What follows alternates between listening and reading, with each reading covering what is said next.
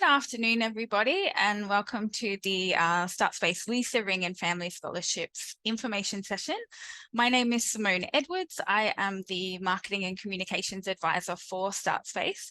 And so I'm here today with some colleagues and a special guest to talk you through the scholarships, everything about them, how to apply.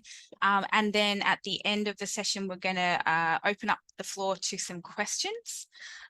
So thanks so much for attending. What we'll do today is I'll run through a few of the details.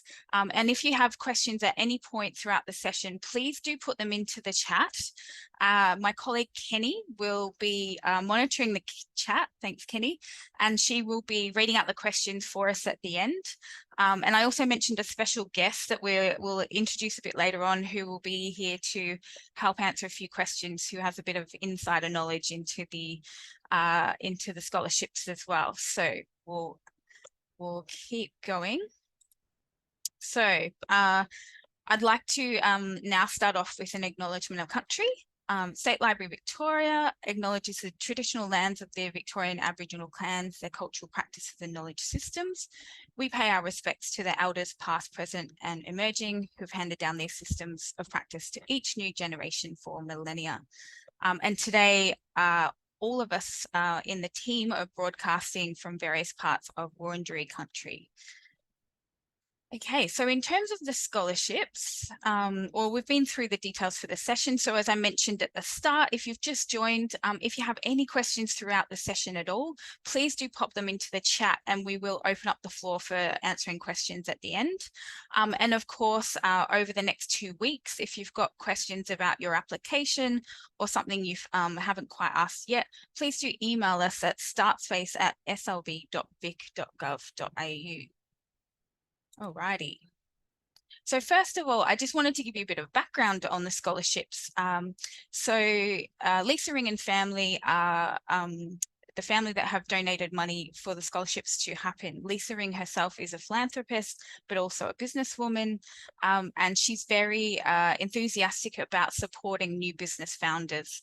I've put a quote on screen from Lisa from last year's scholarship session. I'm not going to read that out, but I just wanted to sort of get across to you all that Lisa is really passionate about supporting people at the start of their business journey. On behalf of herself and the family, we're really grateful for the generous donation that has allowed us to run these scholarships for 5 years. And so the 2024 scholarships that we're talking about today is the third round of scholarships that we're running as a result of that generous donation. Okay, so in terms of the scholarships, in order to be eligible to apply, it's very similar to StartSpace membership if for any of those of you out there who are members already, but you don't need to be a member to apply for the scholarship. So you do need to be Victorian-based founder or co-founder. You need to be aged 18 or above, working on a new or early stage business or venture, and able to commit to the program starting from January next year. Now, in terms of the new or early stage business venture, what we mean by that is it's sort of when you're starting out on your journey, you're pre-revenue most likely. You could be just doing the research into your solution and getting to know your market and shaping up your product or your service and your business model. You might already have launched and you might have clients already, but you're still in that early stage where you're still developing that idea and that sort of thing. In terms of committing to the scholarship program, we recommend that you read the terms and conditions before you apply, and in that it gives you a bit more detail. So for example, you need to be based in Victoria next year throughout that scholarship program from January, and there are a few milestones and reporting requirements throughout the program that you need to hit, and you need to be on in Victoria and on site at StartSpace for some of those things. So we can go into a bit more detail later on, but I just thought I'd highlight that for you. The key benefits of the scholarships. So we include $10,000 of seed funding for your business as part of this scholarship, and that is equity free. So you do not need to give up any of your the equity of your business in exchange for this scholarship. The seed funding just goes to you and your business, and you use that throughout the program, the scholarship program. It runs for 12 months in terms of you get StartSpace Loft membership for that length of time. So you can base yourself in the StartSpace Loft as you're progressing your business throughout the scholarship. It also allows you to apply and name a co-applicant. So that could be your co-founder or a teammate of your business. And so you can both benefit from the scholarship. That means you can both use the StartSpace Loft as your base for working, and you can both benefit from the tailored mentoring and coaching program. So what that is, once you become a scholar, we sit down with you and understand a bit more about where you are with your business right now and what sort of coaching you might be looking for specific to your needs. And StartSpace goes out to look for the specific type of mentor or coach that will help you based on your journey and where you're at. So we try to keep it really specific to be of the most help to you. Okay, in terms of the selection criteria, so this is really important. When you're filling out your application form, there are about 21 questions, and 5 of those relate very closely to this selection criteria. So this is what you need to pay attention to in detail. The first one is market and problem. So what we're sort of asking there is, what is the idea or what is the solution you're working on? What is your business based on, and sort of why? How did you come up with it? What's the idea behind it? And can you demonstrate who your target customer is? All that sort of good stuff. In terms of the solution and the innovation, so we're looking for you to demonstrate how your product or service, what solution you've come up with, how it solves the problem for your target audience. Where's the demand in the market? How do you know that there is, that solution is going to meet the needs of those people? In terms of the founder strength and fit, and this also includes your co-founder if you're applying with a co-applicant, that means, why is it you and or your team that's best placed to put together this solution to offer this business offering or venture? Is it that you've got in-depth experience within the industry? Is it that you've experienced the problem yourself, and so you know what would work for you, and you know there are other people out there like you? There are lots of different ways to approach that, but there's some examples for you. In terms of number 4, scholarship impact. So you'll see that this is weighted slightly heavily, more heavily than some of the other criteria. This is about how will this scholarship impact you and the journey of your business. So what we're sort of asking there is, describe how the benefits that we've talked about in this scholarship, how that might impact you, how that might really help you, how you'll use those benefits to get further on in your journey and to grow your idea or grow your business. So for example, is it the seed funding that will allow you to purchase necessary things for the plans that you have, or it might just keep you afloat in terms of your, I don't know, expenses and that sort of thing? Is it the business mentoring and coaching? Is it that, you know, you need some specific advice from people that have done it before you? Or is it the StartSpace Loft? You need somewhere to base yourself because that's the missing piece that you've got at the moment, or it could be a combination of all 3. So they're the sorts of things that we're looking for in that part of the application. And then finally, for traction, we're looking at demonstrating what have you achieved so far, and that could be big or small things. It doesn't really matter what it is. It's how you communicate what you've achieved so far and what your goals are going forward. So what's happened so far and then what's next. Okay, keep going. So in terms of how to apply, hopefully it's fairly simple. The key things to remember are head to the website and make sure you read the terms and conditions first. It's so important that you just understand a few more of those key details before you go ahead and apply, and you make sure that you are eligible to apply before you sort of leap in. There's a link to the application form, and as I mentioned, there's about 21 questions that you fill in. And we recommend that you take a look at those questions. They're all visible in one scrolling web page. If you draft your answers in another document and save them, and when you're ready to apply, you can just copy and paste your answers in. So yeah, we recommend that you prepare that all in advance. It just will help you when you're submitting your application, because you will not be able to save your answers and come back to it another time.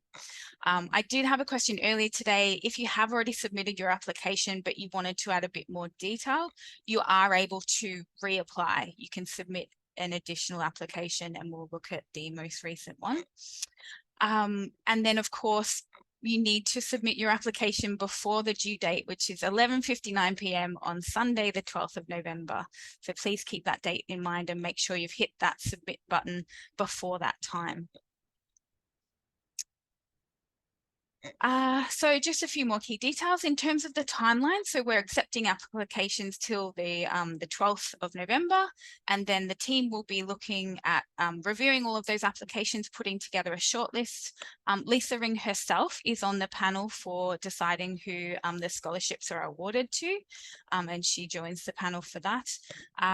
And so we will be looking to update everyone who's applied for the scholarships by the 7th of December latest. And then we will be looking to announce the scholars at the StartSpace end of year celebration in December. The date for that event will be confirmed within the coming days. As I mentioned earlier, the scholarship program commences in January and will run throughout next year. Now, I mentioned a special guest at the start of this session. I'm really excited to have Aidan with us. So I'll introduce Aidan Rayner. Aidan is the founder of Don't Move Until You See It. If you're a StartSpace member and have been in the co-working space in the last year, you may have seen him around. Aidan was one of the 2 Lisa Ring and family scholarship beneficiaries for 2023. And so I thought we'd introduce him here today, give all of you a chance to meet him if you haven't yet, and he will be sticking around to help us answer questions as well. So he's been through it before, his application was successful, and he can also give you a bit of insight as to how the scholarship was for him. So welcome, Aidan. Thanks, Simone. Yeah, very excited to be part of this. Great, thank you so much. I hope you don't mind. I'm just going to ask you 1 or 2 questions first before we sort of finalize this presentation, and then open to the floor for everyone else to ask us questions. Yep. So the first one I've got for you, how has the scholarship impacted you and your business over the last 12 months? It's been huge. Just truly incredible. I've got a niche kooky product and very much an uphill fight to kind of get noticed in the space and get out there. And the scholarship, and with especially the mentoring component of it, has been absolutely incredible and central to the growth that I've experienced through this year, and to where I'm able to be now with everything. Yeah, it's been incredible. That's so good to hear. Thank you. Out of the key benefits that the scholarship offers, what would you say, excuse me, I'm losing my voice. What would you say was the best or most useful to you? So I mean, I used all 3 heavily. So there's 3 main points. So the loft became my kind of main base of operations for a good chunk of the time. It's still I'm here quite regularly, quite often. The seed funding is obviously very helpful and helped move a few things with my business. 1 month and helped me pay rent, but that also helps businesses move forward. and yeah, that was incredible. But yeah, as I was saying before, the real winner was the mentoring, being able to get basically the single best person on the planet to agree to be my mentor and to have the power of the name of the state library behind trying to court him was incredibly useful, and how hard the team worked to get that over the line and make that happen. And now I'm able to collaborate with the single best person on the planet to be helping my business move forward. So it's yeah, Don't Move, it would be nowhere near where it's at the moment without the scholarship. It's been amazing.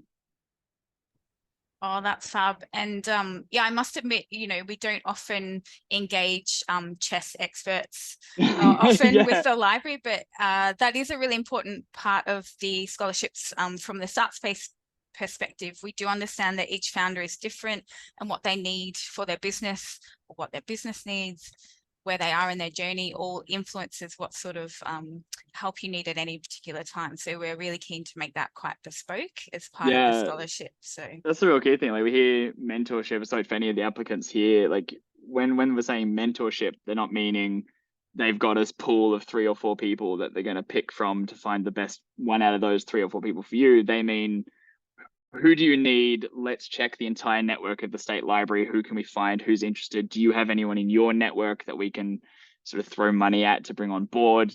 How do we make this happen? And in my case, they got the perfect person from America to agree to be my mentor. So mentoring in this context is far more hardcore than most mentoring programs you would have seen before. So well worth your time. oh, that's really cool. Thank you, Aidan. I'm just going to jump to one final slide, and then we're going to move on to open up the floor to questions. So thanks so much for that. Here we go. So just reiterating some of the key points that I want you all to take away today to help you with your application. So I've said it before, but please do read the terms and conditions. It just really helps you understand all of the finer details of the scholarship and what's involved. When you're ready to apply, and you're going to fill in the application form, please do create a draft first, like in a Word document or whatever works for you. Some of the questions require sort of 150 to 200 word answers, so it's good to draft those first. And when you're happy with the answers, copy and paste them into your application form. Now, one of the questions does ask you to submit a pitch video or a slide deck, and that is optional. So you do not have to do that as part of your application, but it's there and it can support your application. So it's up to you whether you decide to do that. But just another tip, if you do, we ask you to provide a link to where those videos or slides are. So you might want to put them in a Google folder, for example, or a Dropbox. However you decide to share them with us, please make sure they're accessible. And a little tip, if you want to make sure that other people can access your files that you've put in a safe folder somewhere, you can open up a browser in incognito mode or private mode and use the link to those documents, and it will then show you if anyone can access them, because it'll be a good test to see if anyone outside of you being the logged in person can. Finally, again, the entries are open until Sunday, the 12th of November at 11:59 p.m. And then you should hear back from us once the application's closed by the 7th of December. Okay, so we're going to open up the floor to questions from the audience. Feel free to ask me or Aidan anything you like. Great. Thanks so much, Simone and Aidan. That was really great. And we do have quite a few questions in the chat, so I'm going to jump into it. And we've tried to reply in the chat, but just for the benefit of those going to be watching the recording later, I'm just going to repeat it. So the first question is, did you mention that one has to be a member of StartSpace to be eligible? I missed that part. So if you want to address that, Simone. Yeah, cool. I'll jump in. Thanks for the question. I probably confused people there. You do not have to be a StartSpace member to apply for these scholarships. So no, any new founder based in Victoria, age 18 or over, and check the terms and conditions just to be doubly sure. But yes, anyone can apply who meets the criteria. Thank you, Simone.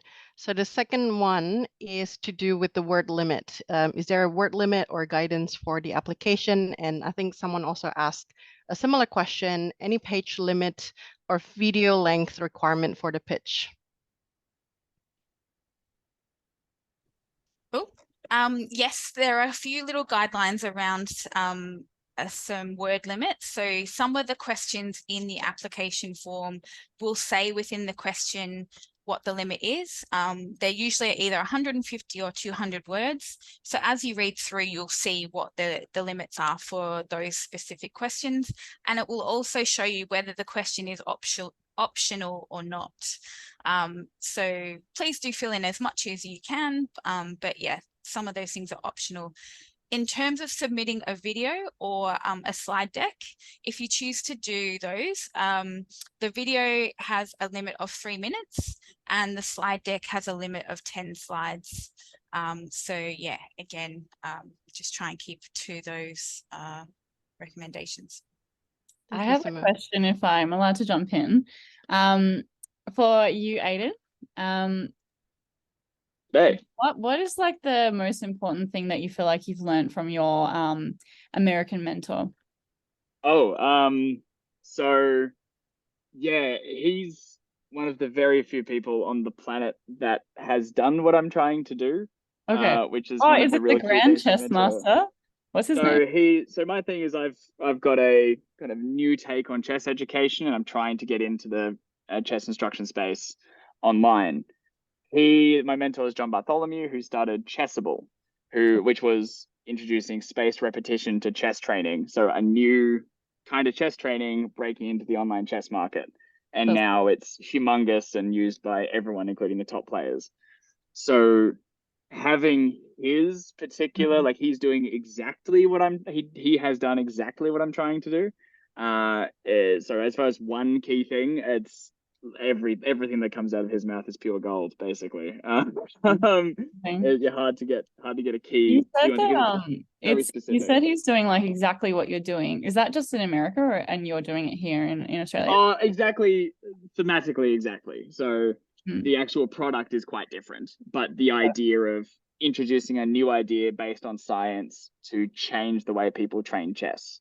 Got it. So thematically the same, but two very different products. Yeah. Awesome. Thanks. All right. Thanks for the questions. So we've got a few more questions, I think, Simone, and gonna try to summarize some of it in one question. So it's to do with, I guess, the financial aspect. The question is around how specific you need to be about how you will spend the money. Is there any restriction on what aspects you can use it for? And any kind of financial projections, itemization you need to include? Yeah, great questions and very specific. So in terms of the money, first of all, the $10,000 seed funds are actually issued at 3 different points through the scholarship program and are related to milestones. They're discussed with you at the start of the program and they do relate to sort of how you're looking to spend that money and what you're looking to progress through that time. So it's all based around your plans for what you're looking to do over the next 12 months anyway. So then moving to that part of the question, how much detail do you need to give in terms of how you're planning to spend that money? You have a word limit on that question, I believe. So we're looking for dot points or a summary, but we would, it is good to be as specific as you can within the word limit. So if some of the money is going towards expenses and some are going towards just basic living expenses and some going towards one of your business costs, let's say marketing as an example, it doesn't have to be that. I would outline the different things you're planning to spend the money on. If you can even go down to maybe how you'd split out the 10,000, that's interesting as well. It just depends on how detailed you can be, but keeping in mind the word limit. Like And then some of the, sorry Oh, if I go- can jump no, in. go, Some of Hayden, the feedback please. that Daniel, the other founder, and I received after our process, I can't remember exactly what channel we received this from, but we both heard it at some point.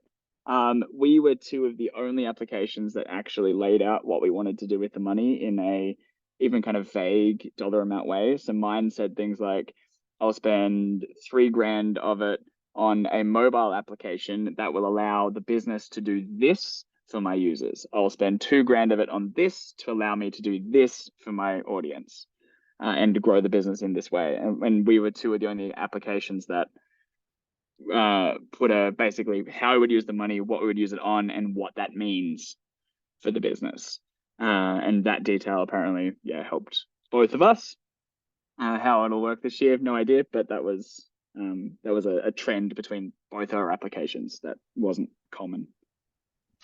Oh, thanks for jumping in there, Aidan. Yeah, and I don't believe that there's any restrictions on what you spend the money on as long as it's legal, of course. But I think as Aidan sort of just highlighted there, just being able to say like why you would use the money for that reason, and then therefore what you're expecting to get back from that, I think would be helpful. And then in terms of business projections, I don't think you have to go into a lot of detail about projecting what, for example, revenue you'll get off the back of that spend. I think it's more demonstrating that you have some set plans and goals for the 6 to 12 months across the coming year. So you know sort of roughly where you're going at this point in time. You've got a plan in place. Yeah. Can I jump in, Simone? Yes, of course, Shui. Thank you. Yeah. Hi. Just a reminder. This is Shui from StartSpace, and just a reminder. If you read through the TNCs, there will be actually so beyond what the requirement or the criteria listed. There's also the kind of obligations, the request, selected founders or scholars to be agreed upon is delivering of midterm and end of term kind of report. So therefore, thinking about it, if any of you later stage, goes to VC, requesting for money, for investment, one, you need to prove, how the money going to spend and what is the money going to be rewarded for. In our case, this is a donation. This is like a grant. There's no equity, so it's not like a very strictly kind of a term sheet. But I think what you present initially, the plan, at some point when it comes to report, you got to demonstrate that, this is how we actually utilize resources. We utilize the money, funding money. We'd like to see some of that. So this is not like a, you kind of make a plan just to get the scholarship, but we would like to see something, genuine that you would like to, how this scholarship would help you build up a business and, and ideally you stick to that plan. Yeah.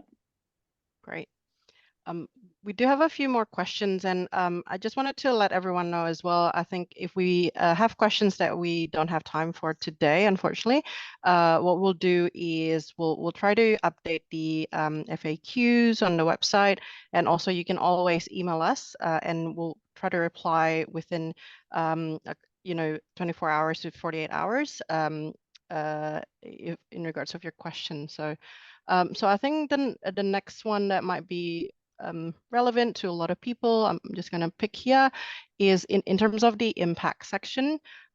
You've mentioned how the scholarship would impact me as an applicant.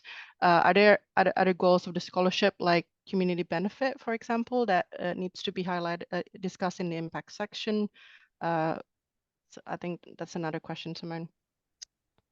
That's a great question. I would suggest that if there is an impact that you can foresee beyond yourself, then I would mention that in your response for sure. So we're sort of looking at, how much difference would the scholarship make to you for first and foremost, but in terms of advancing your business, that's also relevant. So if it's going to have a knock-on effect or impact to the community, for example, yes, I would definitely include that in your answer. Thank you, Simone. And I think it's also a good question around traction. So someone asked, in terms of the question referring to traction generated, what are the expectations? Yeah, that's great. So what we're sort of looking for is for you to demonstrate what you've achieved so far and what goals you've set to be undertaken within the next 12 months. So it doesn't have to be super long term, just look at the 12 months ahead and what you're currently planning to achieve within that time. This relates back to the question around how you'd spend the money as well. So I presume you could sort of look at both of those in conjunction with each other.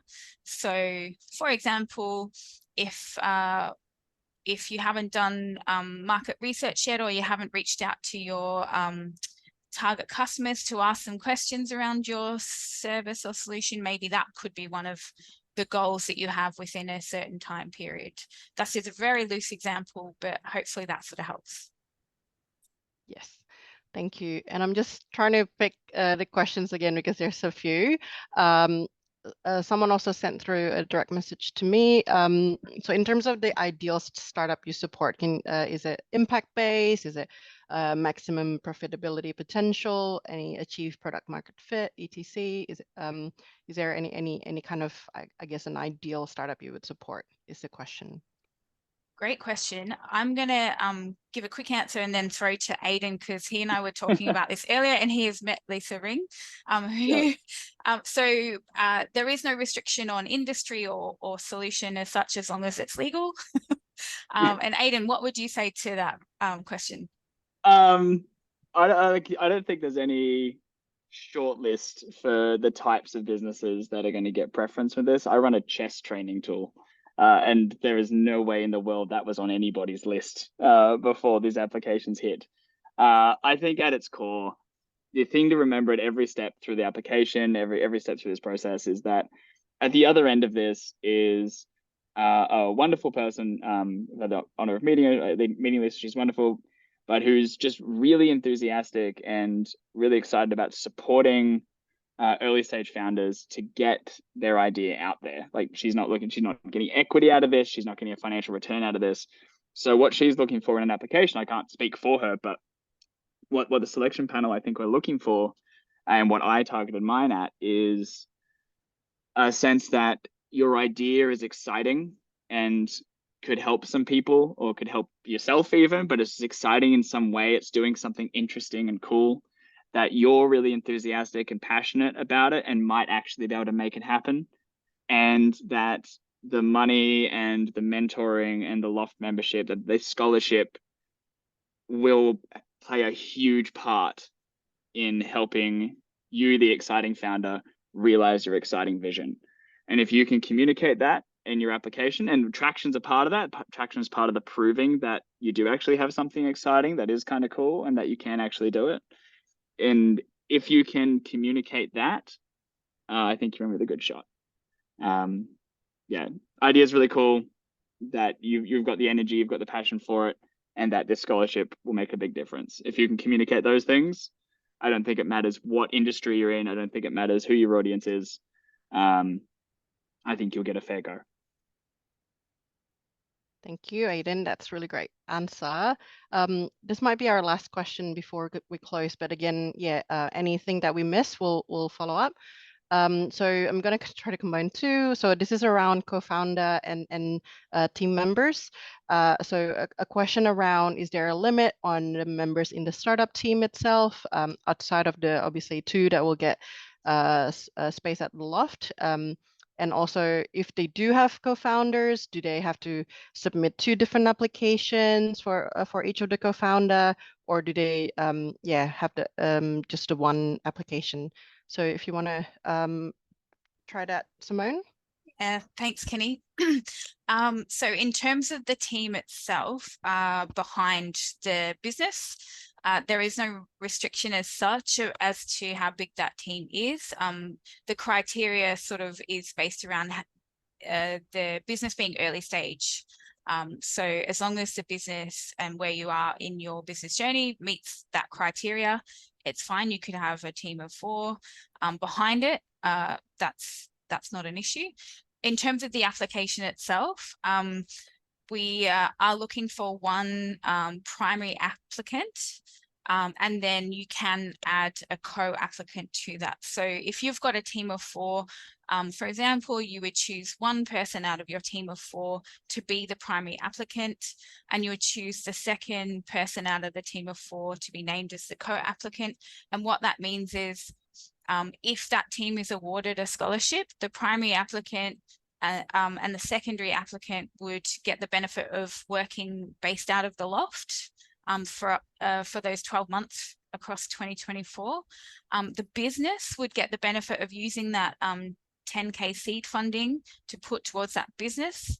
And then the bespoke coaching and mentoring would apply specifically to the primary and co-primary applicants. So those 2 members could be in the mentoring sessions with the mentors themselves. And then obviously they can pass on that wisdom to the rest of the team or apply that to their business. I hope that helps answer that question. That's a really good one and very specific. I think you did a great job. Thank you, Simone. I think that those are all the questions. We will address the rest later, but yeah, conscious of the time, if you want to close the session. Yeah, absolutely. Thank you all so much for coming along, for all of your amazing questions. And as Kenny said, we will take down any other questions we didn't quite get to in this session, and we'll make sure we upload answers to those onto the website, the Lisa Ring and Family Scholarships page on the StartSpace website. We'll have a link to FAQs. So tomorrow we'll have those all updated, and we'll have the recording of this session if you want to watch back at all or share it with any of your teams or friends. Please do get your applications in by the 12th of November, 11:59 p.m. And as Kenny mentioned before, if you have further questions, please do email us at startspace@slv.vic.gov.au. And before we finish, I'd like to thank Aidan again for coming along and joining us and answering questions. Thank you, Aidan. Very welcome. I was just saying, if anyone want to reach me and ask me anything else, I'm available on the StartSpace Slack, or they can hit me up on LinkedIn as well. Awesome. Thank you. And thanks, Kenny, for moderating. And yeah, see you guys and good luck with your applications. Bye. Thank you. Bye.